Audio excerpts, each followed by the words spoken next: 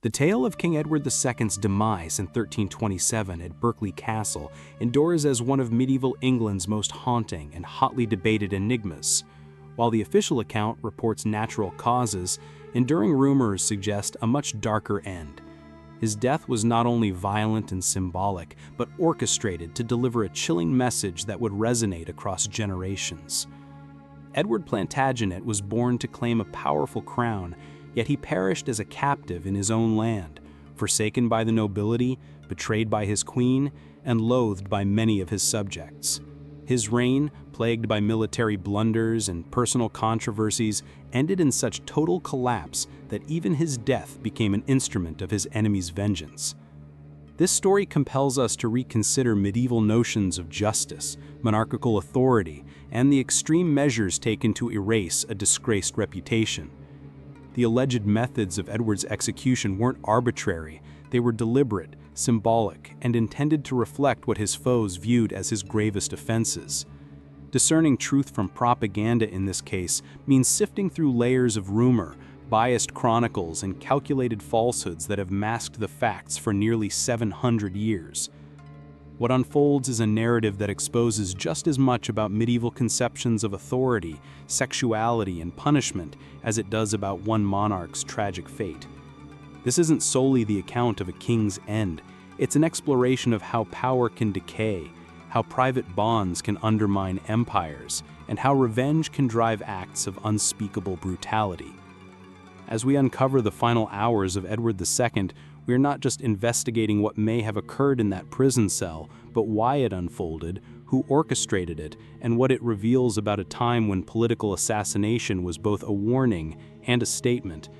The truth of Edward II's demise is far more disturbing and nuanced than the tidy story of a dethroned ruler's end. It compels us to face uneasy questions about justice, desire, and the toll of unchecked power, questions that still echo in the present day. To fully grasp the terror of Edward II's last hours, we must first understand the man himself and the era that molded him. Born in 1284 as the fourth son of the formidable Edward I, also known as Longshanks, young Edward came of age beneath the imposing legacy of one of England's greatest military kings. His father had subdued Wales, exerted control over Scotland, and cemented England's status as a dominant force. The expectation was for Edward to uphold this heritage of might and conquest, but from early on it was clear he was of a very different temperament. Early 14th century England was a world founded on strict social structures and rigid expectations of royal conduct. Monarchs were expected to be warriors first, commanding armies and claiming land through force. They were to be devout Christians, responsible spouses, and progenitors of the royal bloodline. Personal affections, especially those deemed unsuitable or politically damaging, were expected to take a back seat to the needs of the monarchy and state. Edward encountered problems almost immediately after ascending the throne in 1307. Unlike his father, who had earned admiration through battlefield victories and firm leadership, Edward II seemed more preoccupied with his private relationships and leisurely pastimes than with the burdens of kingship. His intense connection to a Gascon knight named Piers Gaveston drew immediate backlash, not only due to its closeness but because Edward elevated Gaveston to positions of significant influence, provoking outrage among the established aristocracy. The governance of medieval England relied on a fragile equilibrium between the king's power and the privileges of the nobility. Powerful barons expected to be consulted on state matters, occupy the highest offices, and reap rewards from royal patronage. Edward, however, heaped titles, land, and royal favor upon Gaveston, a foreign-born noble of modest standing, thereby disrupting this essential balance. Granting him the earldom of Cornwall, one of the kingdom's most esteemed honors, along with vast properties and unquestioned influence, enraged the elite. What intensified the controversy was the nature of Edward's attachment to Gaveston. Chroniclers of the time, often antagonistic toward the king, described their association in terms that troubled their contemporaries. Whether romantic, as many modern scholars suggest, or merely an unusually strong companionship, the relationship clashed with the expectations of royal decorum. In a time when marriage was a diplomatic instrument and rulers were expected to suppress personal yearnings for the good of the realm, Edward's open favoritism toward Gaveston seemed a perilous flaw that imperiled national stability. The crisis worsened as Edward's military campaigns collapsed. His father had left him with unresolved conflicts in Scotland, where Robert the Bruce was fighting to reclaim sovereignty. Rather than securing victories to restore his image, Edward experienced a string of humiliating setbacks. The most disastrous was the Battle of Bannockburn in 1314, when a much smaller Scottish force overwhelmed the English army, captured numerous nobles, and delivered a severe blow to England's standing, a wound Edward never managed to heal. Bannockburn wasn't more than just a simple defeat. It was a profound leadership failure that laid bare Edward's shortcomings as a sovereign in wartime. In medieval warfare, a king's presence and charisma mattered as much as tactics. A monarch who failed to inspire, who wavered or faltered on the battlefield, forfeited not only the war but the mystical aura of royal command. Increasingly, his barons ceased to view Edward as a divinely sanctioned ruler, and instead as a liability to England's security and prosperity. In the aftermath of Bannockburn, a united resistance among the nobles began to take shape. Spearheaded by Edward's cousin, Thomas of Lancaster, a coalition of influential lords started imposing ever tighter limits on the king's power. They demanded authority over royal appointments, control of the treasury, and measures that effectively reduced Edward to a puppet. This was no mere policy dispute, it was a fundamental challenge to Edward II's legitimacy as king. The situation grew even more unstable following the king's marriage to Isabella of France in 1308. Initially intended as a diplomatic union to reinforce the alliance between England and France, the marriage began with promise. Isabella was intelligent, attractive, and politically savvy, precisely the sort of queen who might have helped steady Edward's turbulent rule. She bore him 4 children, including the future Edward III, seemingly fulfilling her essential role as queen consort. However, Isabella's position became increasingly untenable as Edward's attachment to his favorites continued to dominate the royal court. After Gaveston was eventually executed by resentful nobles in 1312, Edward developed similarly intense connections with other men, most notably Hugh Despenser the Younger. The Despensers, father and son, wielded even more authority and provoked more animosity than Gaveston had, effectively governing England through their influence over the king while amassing immense wealth and property for themselves. For Isabella, watching her husband pour his attention, affection, and royal favor on his male companions while neglecting his monarchical responsibilities and their marriage became intolerable. She was not merely a scorned spouse, she was a queen whose political role and personal dignity were being steadily eroded by Edward's conduct. The French court, where Isabella had been raised, viewed the English situation with rising dismay and disdain, seeing Edward's reign as a blemish on royal honor and an affront to their daughter. The tipping point came in the mid-2020s, when Isabella, sent on a diplomatic mission to France, refused to return to England. Instead, she entered into an open affair with Roger Mortimer, a disgraced English noble who had his own motives for seeking vengeance against Edward II. Mortimer had been imprisoned in the Tower of London but had escaped to France, where he and Isabella began plotting what would become one of the most effective palace coups in history. Their alliance was both romantic and strategic. Isabella found in Mortimer the strength and decisiveness she had long wished for in her husband, while Mortimer recognized in Isabella a perfect means of regaining influence in England. Together they started preparing for an invasion, rallying support from discontented nobles, and setting in motion a plan to depose Edward II by force. The queen had evolved from a marginalized wife to the figurehead of a rebellion against her own king. The 1926 invasion was rapid and overwhelming. Isabella and Mortimer arrived in Suffolk with a modest force, but Edward's government disintegrated instantly. Years of dissatisfaction with the Despensers and frustration over Edward's leadership meant that few were willing to defend the crown. One noble after another aligned themselves with Isabella, leaving Edward nearly friendless. The Despensers were seized and met gruesome ends. Hugh Despenser the Younger was hanged, drawn, and quartered, but not before being subjected to additional tortures emblematic of the fury his dominance had provoked. Edward fled westward, hoping to reach Wales or Ireland for asylum, but he was apprehended near the Welsh frontier in November 1926. Once powerful ruler of one of Europe's leading kingdoms, he was now a captive, entirely dependent on the mercy of those he had alienated through years of failed leadership. His arrest marked more than just the fall of a king. It initiated a systematic effort to annihilate him, not only politically, but personally. Edward II's removal from the throne was without precedent in English history. Never before had a monarch been officially dethroned while still alive. Achieving this required intricate legal and political maneuvering to fabricate a semblance of lawful process. Isabel and Mortimer, now governing in the name of Edward's young heir, the future Edward III, had to strike a careful balance, appearing to act with legality while ensuring Edward could never reclaim power. In January 1327, Parliament was convened, though it bore little resemblance to a free or impartial gathering. With Mortimer's loyalists in control of London and Edward confined, the attending nobles and clergy were faced with a stark ultimatum: either formally remove Edward II or oppose the new order. The list of charges was damning: misrule, failure to protect the kingdom, surrendering authority to favorites, and disgracing the monarchy. Though many of these claims held merit, the proceedings amounted to a scripted trial designed to justify what was, in essence, a successful usurpation.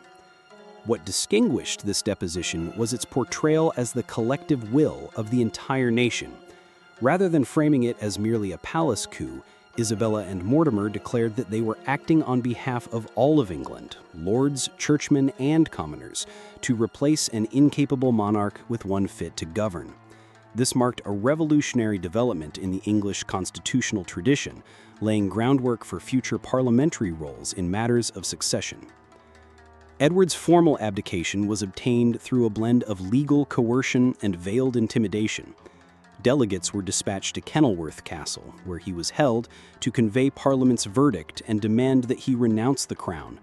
According to contemporary accounts, the scene was pitiful. Clothed in plain black garments, the deposed monarch wept as he agreed to pass the crown to his son. Whether the surrender was made freely or under pressure remains debated by historians, but the practical reality was that Edward had no other option. The new regime now faced a significant dilemma: how to deal with the dethroned king. Releasing him posed serious risks, as he could become a figurehead for rebellion.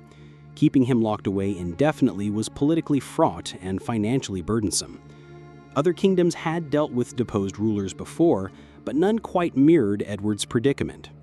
The course they ultimately chose was both calculated and menacing. Edward was transferred from Kenilworth to Berkeley Castle in Gloucestershire, officially for reasons of safety and cost efficiency. Berkeley belonged to Thomas de Berkeley, a noble whose family had suffered under Edward's reign and who could be relied upon to keep the former king under strict watch. The selection of Berkeley was deliberate. It was isolated enough to prevent any rescue attempt, secure enough to thwart escape, and overseen by someone with a personal score to settle against Edward II. The conditions of Edward's captivity at Berkeley were intentionally severe. The comforts befitting his royal status were stripped away. Instead, he was confined in a space engineered to erode his spirit and deteriorate his health. Psychological torment was considered as essential as physical hardship. Edward was to be deprived not only of his title and liberty, but of his self-respect and any sense of hope. Every facet of his routine was meticulously crafted to underscore his disgrace and total reliance on the mercy of his jailers. Some contemporary sources suggest that Edward's environment at Berkeley was deliberately crafted to slowly bring about his death while preserving plausible deniability regarding its cause.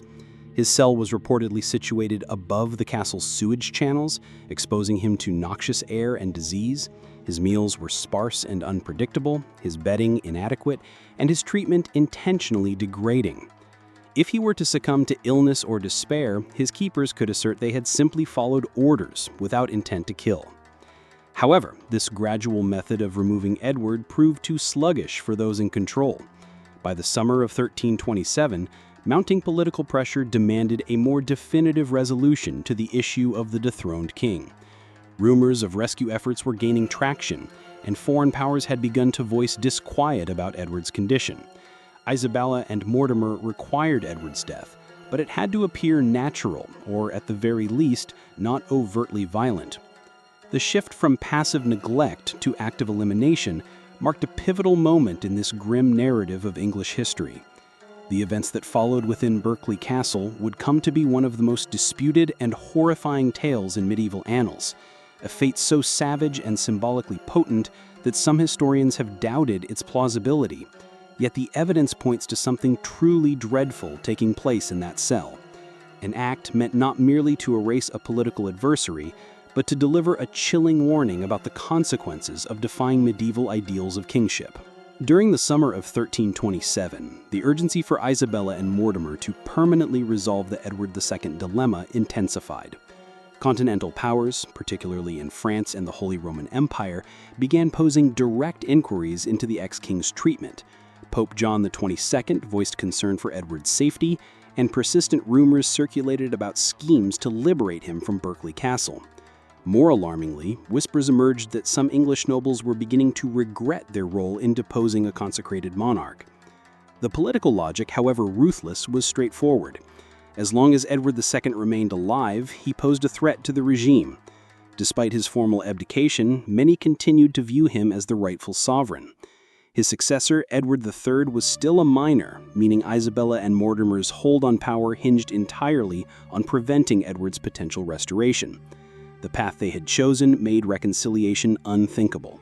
They had committed themselves to following the coup to its ultimate and darkest end. The chosen solution bore the hallmarks of medieval political assassination, plausible deniability fused with symbolic power.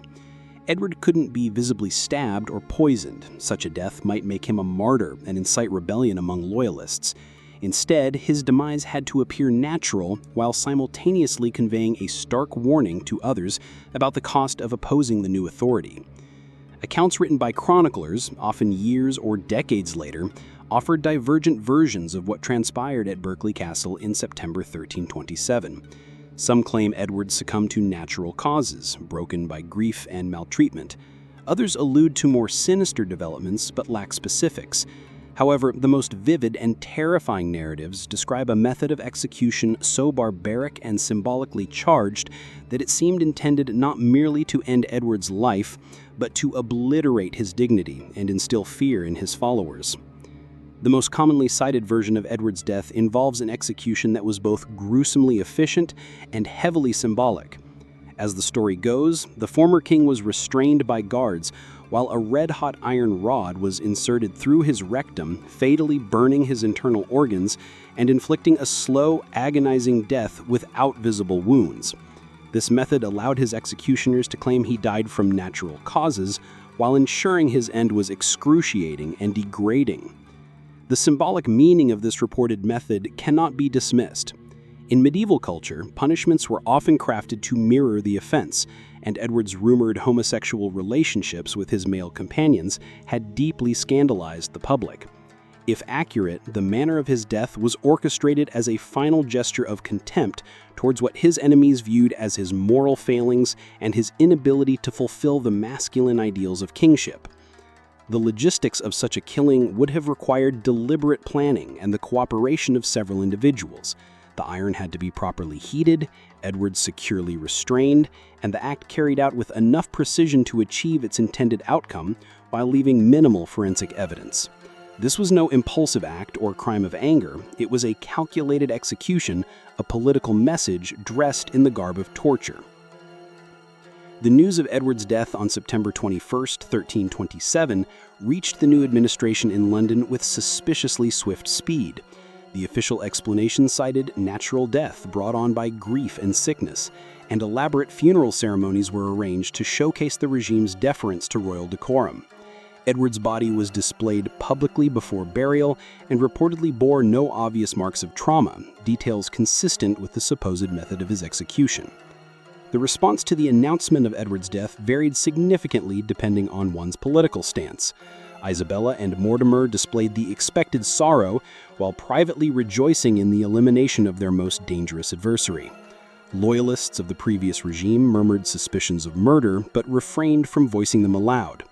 The general populace, who had suffered under Edward's rule yet still held some reverence for the monarchy, found themselves bewildered and disturbed by the rapid chain of events that saw their king dethroned, jailed, and deceased in under a year. What renders Edward's demise particularly unsettling is not solely the alleged savagery of the method, but the calculated intent behind it. This was not an impulsive act driven by rage or panic. It was an assassination elevated to a symbolic spectacle, engineered to obliterate not just the man but the notion of his kingship. The act's meaning held equal weight to its result, sending an unmistakable warning to anyone contemplating defiance against the new order. The immediate events following Edward II's death pointed to the extensive forethought that had preceded this final chapter. Within hours of the announcement, messengers were dispatched across the realm, informing sheriffs, nobles, and clerics. The efficiency and coordination of this communication indicated the death had been expected and orchestrated, contradicting the claim that it had occurred suddenly and naturally. Berkeley Castle itself was swiftly transformed into a controlled and sanitized scene. Thomas de Berkeley, the castle's lord, quickly denied any involvement in Edward's death, asserting he had been absent at the critical moment. This conveniently timed absence was almost certainly prearranged, granting Berkeley plausible deniability while ensuring that someone trustworthy remained to oversee Edward's final hours. Those present, guards, attendants, and officials, were either bound to silence or eliminated as liabilities.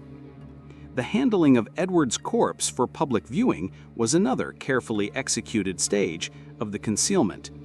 Though medieval embalming techniques were rudimentary, they sufficed to preserve the body for the several weeks needed to prepare a royal funeral. Crucially, the embalming process would also have destroyed most internal evidence of torture, rendering post-mortem analysis ineffective in contesting the official narrative. The funeral itself was a deliberate act of political staging, meant to show Isabella and Mortimer their appropriate mourning while affirming their role as stewards of royal legitimacy. Edward's body was transported from Berkeley to Gloucester Cathedral with solemn ceremony, drawing crowds who observed that the late king bore no visible wounds. The ornate tomb constructed in his memory, which remains standing today, portrayed him as a rightful monarch who died peacefully rather than as a victim of foul play.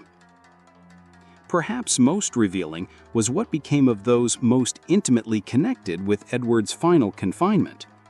Within a few months of his death, several guards and officials stationed at Berkeley died under suspicious circumstances, some in unexplained accidents, others vanishing entirely, and still others turning up dead in ways that implied they had known too much. This quiet purge of witnesses marked the final stage of the cover-up, ensuring that the full truth perished alongside those who had seen it. The broader political outcomes of Edward's death unfolded exactly as Isabella and Mortimer had envisioned. With the former monarch permanently removed, resistance to the new regime swiftly crumbled. The young Edward III was crowned with due pomp, but the actual reins of power remained tightly held by his mother and her partner. For a time, their authority appeared secure, justified by the ousting of an ineffectual ruler and the apparent institution of stronger governance. Yet the very ruthlessness that had made Edward's assassination politically successful also laid the foundation for Isabella and Mortimer's eventual collapse.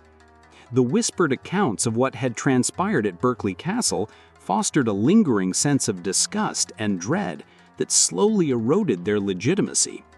Many of those who had backed Edward's deposition began to doubt whether they had unleashed forces beyond their control. The boundary between justified statecraft and unforgivable cruelty had been breached, permanently tainting the moral credibility of the new regime. Internationally, the reaction to Edward's death was more restrained than might have been anticipated, partly because most foreign courts were relieved to see England's instability resolved, and partly because the official claim of natural death lacked clear grounds for objection. Nonetheless, private correspondence between royal houses reveals considerable unease regarding the circumstances of Edward's demise, unease that colored England's diplomatic relations for years thereafter. Most importantly, young Edward III internalized the lessons of his father's downfall, lessons that would shape the nature of his own reign. As he matured and began asserting his authority, he showed none of his father's indecision or vulnerability. His eventual seizure of power from Isabella and Mortimer in 1330 was both swift and resolute, suggesting he had absorbed the consequences of both his father's weaknesses and the brutal means by which he had been removed. The violence that had erased Edward II ultimately sowed the seeds of its own reckoning.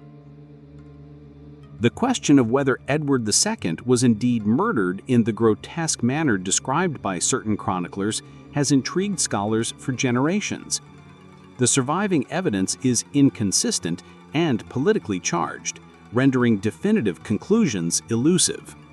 What is indisputable is that powerful figures wanted Edward gone, that he died under suspicious circumstances while under their control, and that the explanations offered served more to shield the perpetrators than to reveal the facts.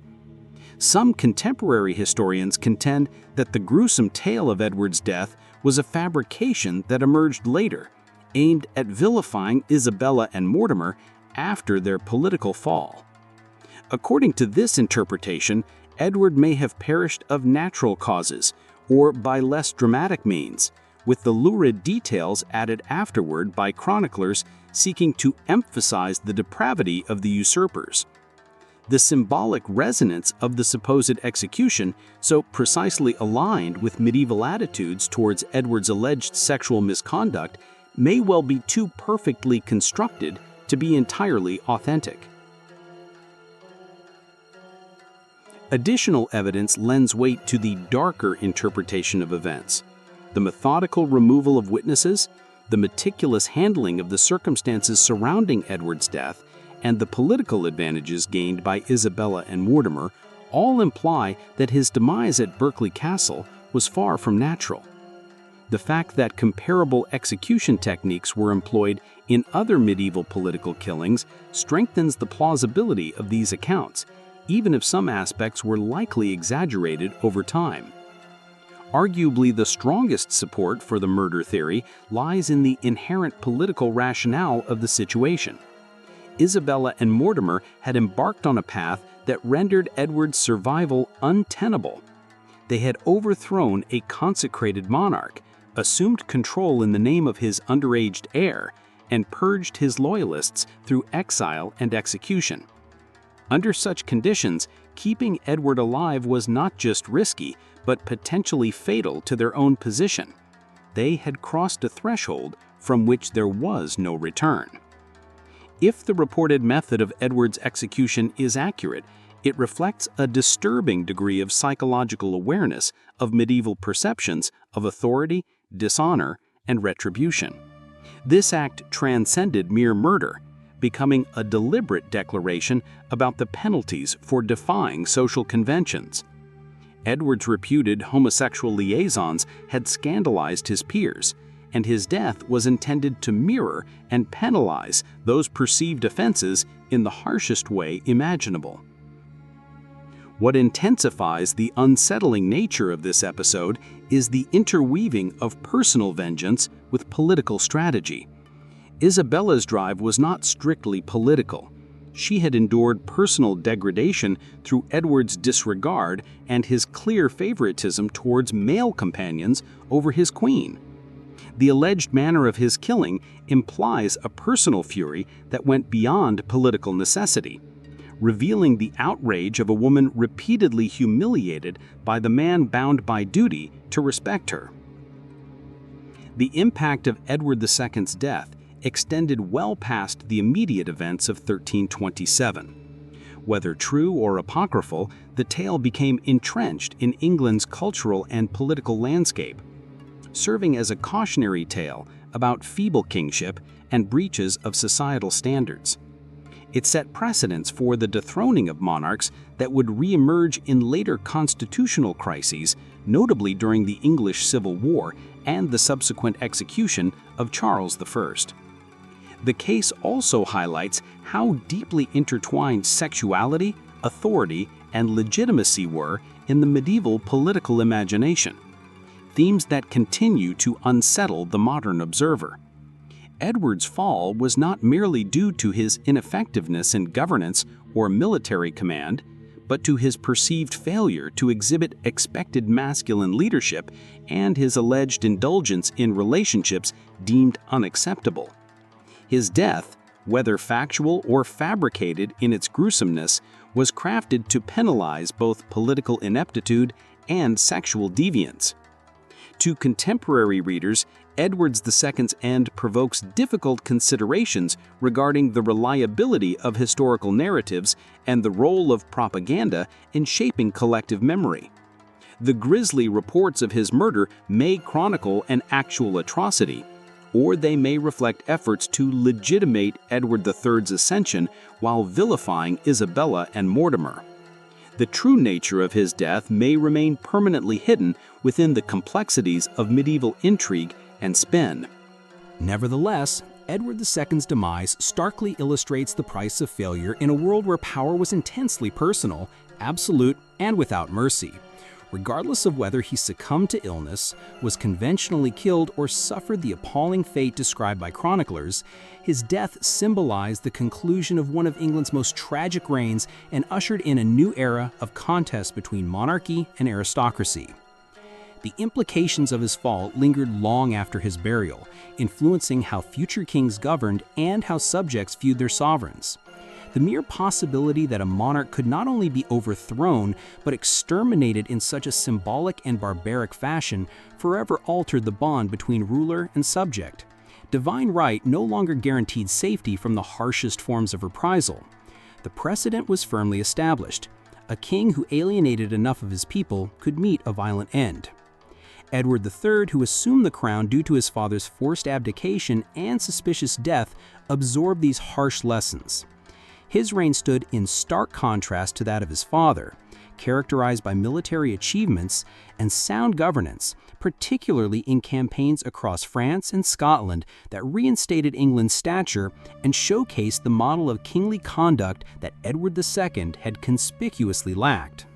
In many respects, Edward III's rule was a deliberate negation of his father's legacy, a demonstration that the Plantagenet dynasty was capable of effective leadership, tempered by the hard truths drawn from Edward II's failure. The legal and political innovations accompanying Edward II's removal, especially the invocation of Parliament to depose a monarch and the claim that such an act represented the collective will of the nation, forged constitutional precedents that echoed throughout English history. The notion that royal authority was contingent on competent rule, not simply divine ordination, took root in England's political consciousness, eventually shaping the foundation of constitutional monarchy. Isabella herself, despite orchestrating Edward II's fall, eventually suffered the consequences of her involvement. Once Edward III reached maturity and began to wield real authority, one of his earliest decisions was to have Roger Mortimer executed and to seclude his mother in a luxurious but politically inactive retirement. Mortimer's charges included the murder of Edward II, indicating that the young king likely accepted the belief that his father's death had not been natural. The international reaction to Edward's demise was also profound. European courts observed how swiftly a reigning monarch could be overthrown when he lost the backing of his nobility and populace. The ruthless finality of Edward's fate served as both a caution and a blueprint for other rulers confronting internal dissent, illustrating that in the medieval era, political failure could entail the most severe of personal costs. Above all, Edward II's death became ingrained in the English cultural imagination as a moral allegory about the perils of weak leadership and disordered personal conduct. Regardless of whether the gruesome specifics of his end were authentic, they played a powerful symbolic role, reinforcing societal beliefs about masculinity, royal obligation, and the consequences of straying from established norms. The tale became a fixture of the nation's collective memory, helping to define concepts of power and legitimacy for generations. The ambiguity surrounding Edward's fate proved as useful politically as the event itself. Its uncertain nature has allowed successive eras to reinterpret the story in light of their own values and political concerns. In this way, Edward II's fate has become a mirror reflecting the anxieties and priorities of those who recount it. Medieval writers employed it to vindicate Edward III's reign, Reformation scholars to challenge papal authority, and modern historians as a test case in the ambiguity of evidence. What is beyond debate is that Edward II's downfall closed one of the most sorrowful and enlightening chapters in English history. His narrative underscores how, in the medieval world, personal and political shortcomings could result in unfathomable brutality. Regardless of how he met his end, Edward's death encapsulates the harsh price of ineffectual rule in an unforgiving political landscape. Perhaps the ultimate takeaway from Edward II's story is that the factual specifics of historical events can become secondary to the narratives constructed around them. Whether the details of his execution were real or fabricated, they fulfilled crucial functions for those who propagated them. They issued stark warnings against feeble governance, upheld cultural expectations surrounding monarchy, and served to legitimize the reigns of successors. In that sense, the legend of Edward II's death outlived the man himself, shaping English political identity long after the echoes of his final moments had faded. Even now, nearly 700 years after that grim September night in 1327, the questions raised by Edward II's end continue to resonate.